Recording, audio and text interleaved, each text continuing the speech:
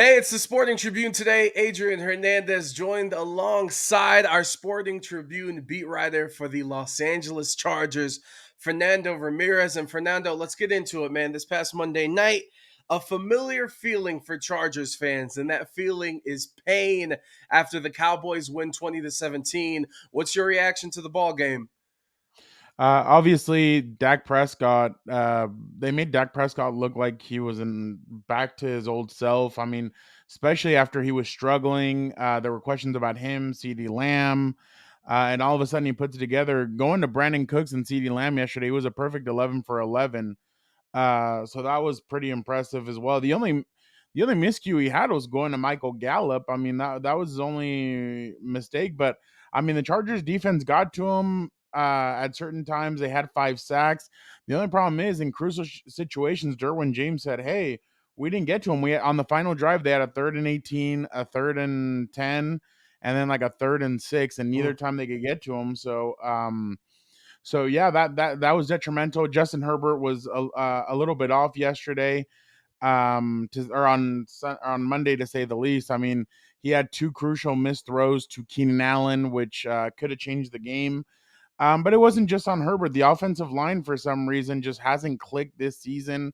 They haven't kept a clean pocket against Miami. It looked like he was scrambling around, trying to be basically Hercules for them. And then obviously Monday night as well, running around trying to make throws.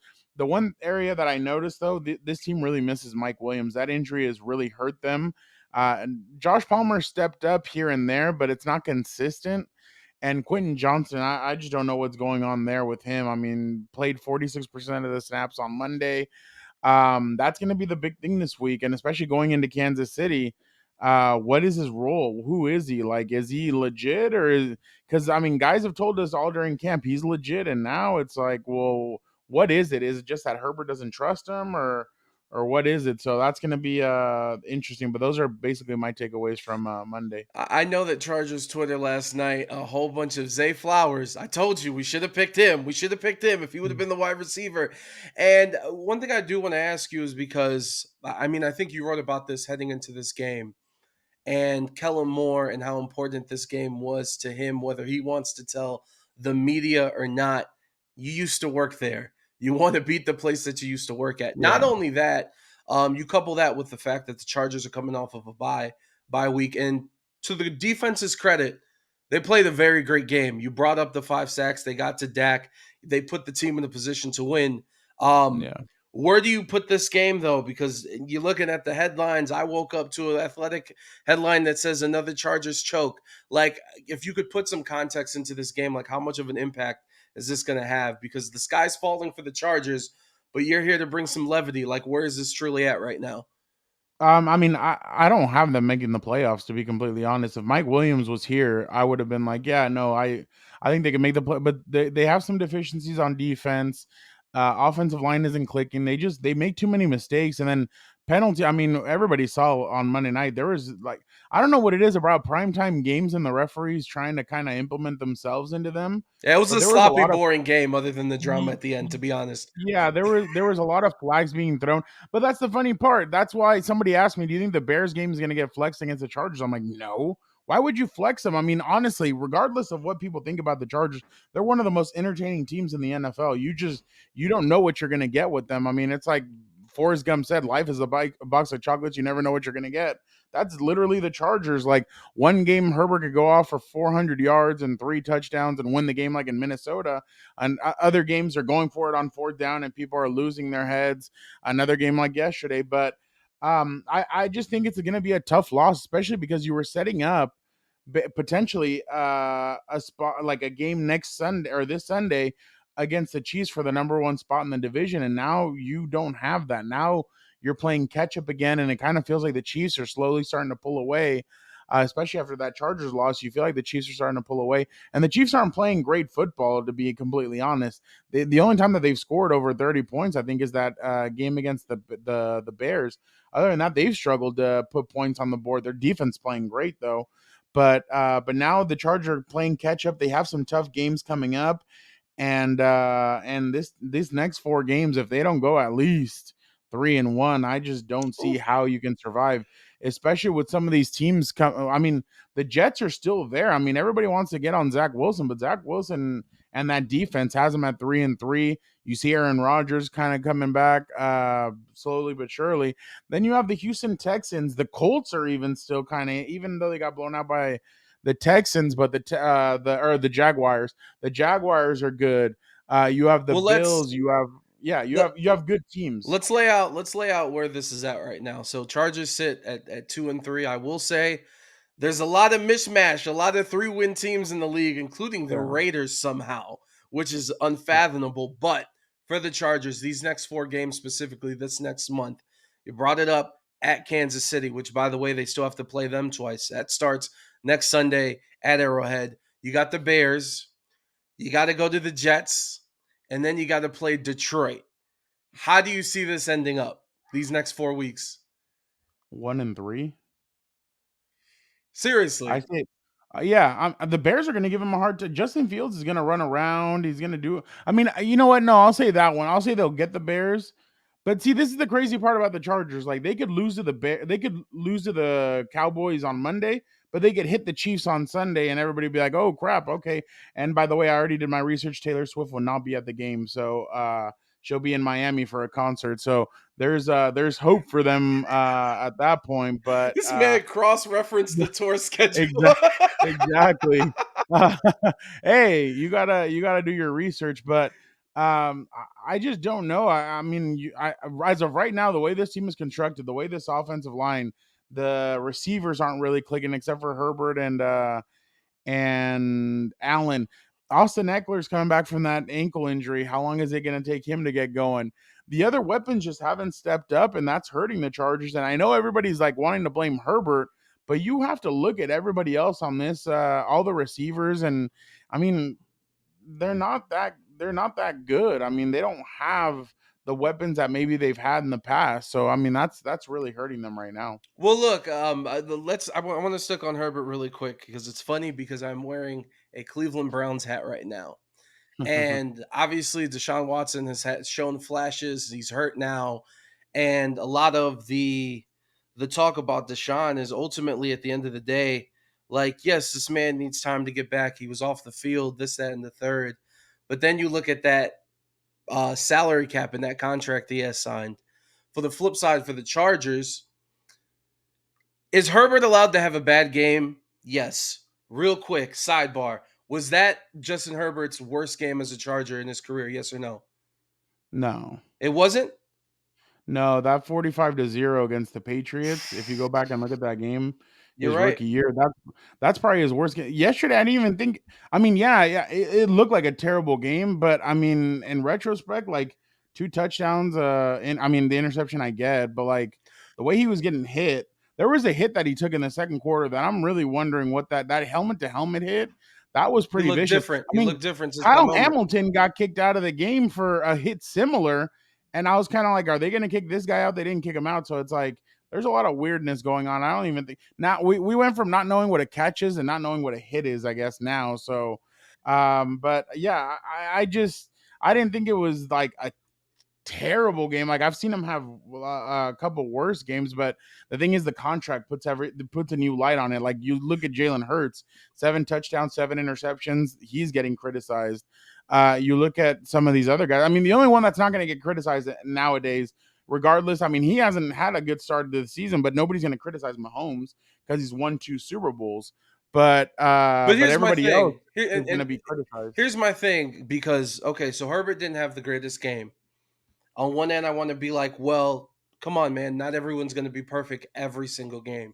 We brought up Quentin Johnson. Herbert actually has more catches than he does Yeah, somehow. yeah, I've heard some rumblings about Joey Bosa and some of his performances, even the defensive line as a whole. And obviously, the secondary has been having problems too. And then the running game, Austin Eckler coming back. I think he had 16 carries for 31 yards or excuse me, was it 14 carries for 27 yeah, yards? yeah, The yeah. rushing stats were 16 carries as a team for only 31 yards. So obviously, there's a lot of different avenues that you could go to when it comes to concern level and getting this team back on track and in the playoff race. What do you think's the most important out of that to get fixed? Mm, He's I don't like the even think wound's if too you big. The wound's too big. no, but no, well, I mean, I just don't know if you can fix the mental errors that they're making. I mean, it's just dumb mental errors that come. I mean, at the beginning of the game, let's just start off right off the bat. They get that return from Darius Davis. They throw a 27-yard touchdown pass to Josh Palmer. Oh, it has to come back because they went. I think it was Trey Pipkins, illegal man. No, Zion Johnson, illegal man downfield. Like that's a huge problem that I've it's just mental errors that they're making. And the other thing is, the only way that I feel like they could make the playoffs is if, I mean, Mike Williams magically came back, and that's not going to happen. So I just think it's too hard. I think we're at the point of it's going to be very hard to climb out of this mountain. I just think it's going to be tough unless Quentin Johnson and Josh Palmer turn it on and other guys step up. But the tight end group, to me, there's like they're struggling. The running back group struggling, the offensive line struggling. Like there's just too many areas struggling.